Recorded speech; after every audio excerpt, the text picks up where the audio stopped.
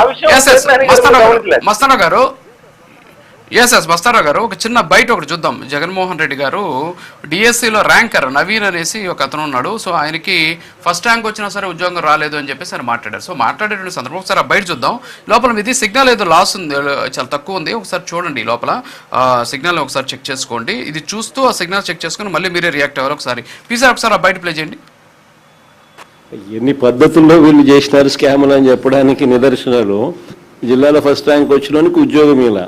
ఎందుకు ఉద్యోగం ఇవ్వలేదు అని అంటే వీళ్ళు చెప్పేది వెరిఫికేషన్కి రాలేదని. వెరిఫికేషన్కి రానోడు కోర్టుకు పోయి నాకు ఉద్యోగం ఎందుకు ఇవ్వడం లేదు అని చెప్పి కోర్టుకు పోయి కార్యక్రమం చేసినాడు అని అంటే ఫస్ట్ పేపర్లు లీక్ కాడ నుంచి జరుగుతూ ఉంది.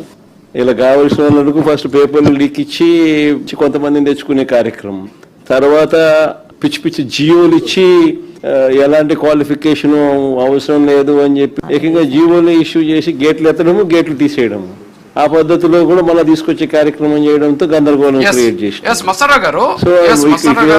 జగన్మోహన్ రెడ్డి గారు మాట్లాడింది ఇది లీక్ అయింది. పేపర్ లీక్ అయిన దగ్గర నుంచి చూస్తే ఎన్నెన్ని అక్రమాలు ఎన్నెన్ని స్కాములు చేశారని చెప్పేది జగన్మోహన్ రెడ్డి గారు చెబుతూ ఉన్నటువంటి పరిస్థితి.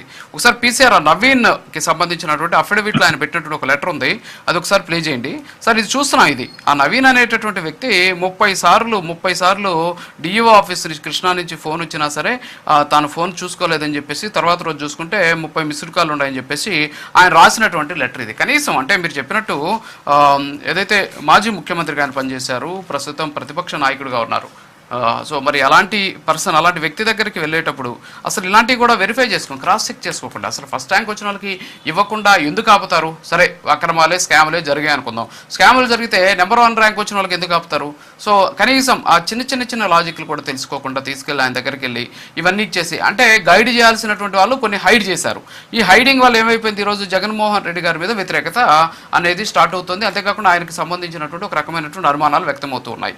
సో ఇప్పుడు ఈ డాక్యుమెంట్ మనం చూస్తున్నాం. అతనే ఒప్పుకున్నాడు నేను వెరిఫికేషన్కి వెళ్ళలేకపోయాను అనేసి అతనే ఇచ్చినటువంటి ఒక లెటర్ అనమాట ఇది. మరి అందులో చాలా స్పష్టంగా ఉంది, మరి వెరిఫికేషన్కి వెళ్ళకపోతే ఉద్యోగం రాదు కదా. కనీసం ఆ చిన్న లాజిక్ ఆల్రెడీ వాళ్ళు దాంట్లోనే చెప్పారు, ఆ నోటిఫికేషన్లో చెప్పారు వెరిఫికేషన్ రాకపోతే ఆ పోస్ట్ క్యారీ ఫార్వర్డ్ అయిపోద్ది అని చెప్పేసి. మరి ఎంత చెప్పినా సరే ఇవన్నీ ఉన్నా సరే ఇవన్నీ కూడా పక్కన పెట్టేసి కేవలం అతను ఏదో ఫస్ట్ ర్యాంక్ వచ్చింది ఉద్యోగం ఇవ్వలేదు అనేది మాత్రమే పరిగణలోకి తీసుకుని ఎంతవరకు కరెక్ట్ అంటారు? ఈ ఎందుకు కనీసం ఇవి కూడా పట్టించుకోలేదు సార్ వాళ్ళు?